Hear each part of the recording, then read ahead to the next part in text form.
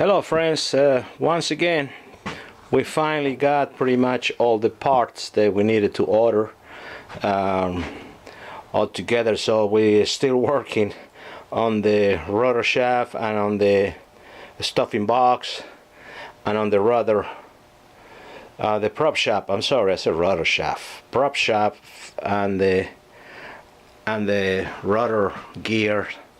We pretty much got everything set up to begin to assemble again. This is the rod. It's perfect, in good conditions.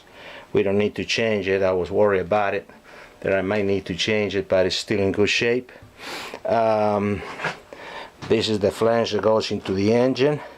We clean it, we paint it because it was raw metal.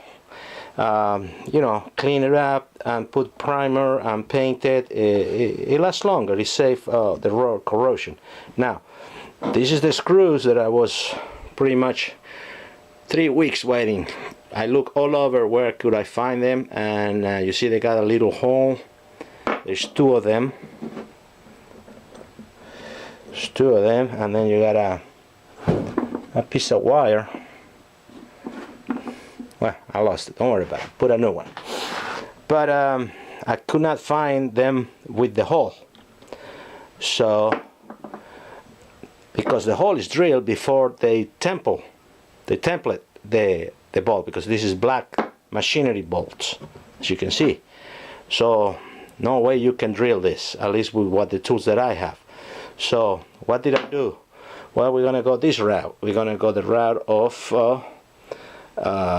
Loctite, vibrates and seals and corrode free. So we're gonna try to go this way to secure.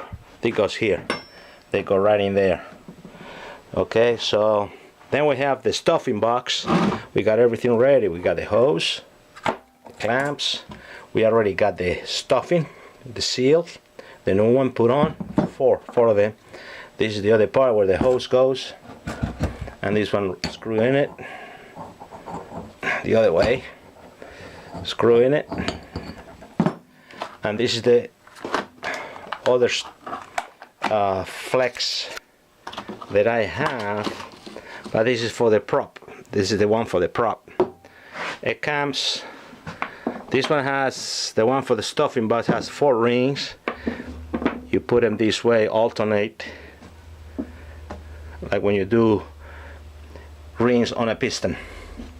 And the way that you cut them, I'm gonna show you a trick that I saw on YouTube. I hope I can. You put the tape, you go around it all the, can't do it with one hand.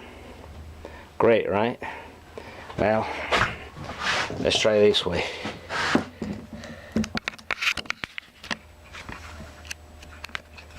How about it, hands free? You go 1. If it's 3, you go 3. If it's 4, you go 4. Whatever, how many you need, and then you cut it. And that's how you're gonna come with a precise diameter for the rings. Now, I don't show you many things when I'm working on it, when I'm installing, but you don't want to watch me when I'm painting, right? I mean, that's wasted, right? You don't want to watch me in how I tie a bolt. I mean, I show you what I got, how to prepare things, then I assemble, and then I show you the finished product. This is the bore that I have for the rudder. The shaft goes here, the bracket goes here from the cable that goes to the helm. Okay, but this is the one I'm replacing, the old one. Surprise! I thought this was. I didn't pay much attention. I thought this was just regular pine, but it's not. It's thick wood.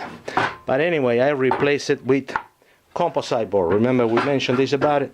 Composite board, pretty much the same thickness. We drill the hole. This goes on top with the cable to the helm, and this goes a locking pin on top. Okay, that's what it is. Simple. No more worries about getting wet, breaking, rotten, and things. And on the bottom you have this other part that goes on the shaft with sort of stuffing box for the shaft, for the rudder shaft.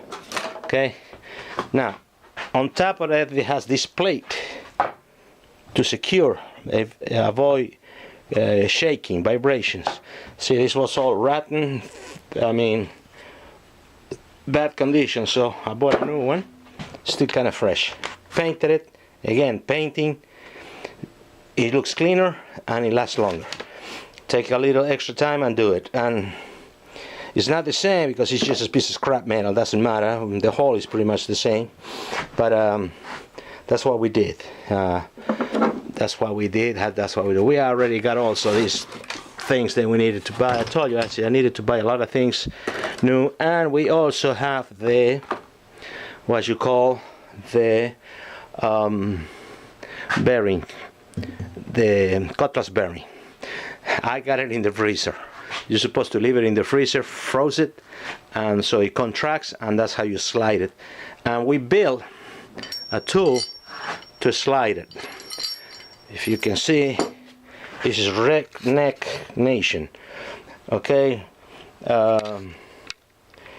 you put the bearing inside this threaded rod through the cutlass, and this is your wrench or socket or power tool, and a wrench on this side, and you begin to compress it, and that's how you slide the bearing inside the cutlass bearing.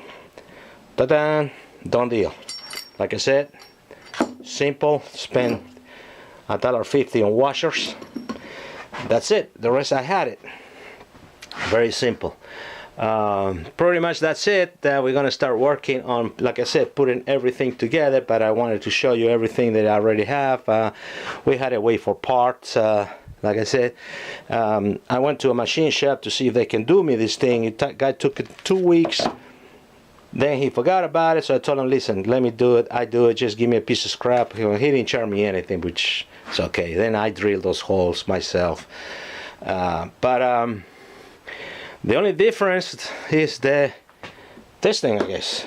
You know, I mean, I'm going to try with this. I mean, a mechanic did a whole engine head on one of my trucks, and when he was putting the bolts on the engine head on a big Caterpillar, he was using this. I says, what do you use that for? He says, that's for corrosion, avoid corrosion so that it can remove easily, and vibration, and also they tamper, tamper safe.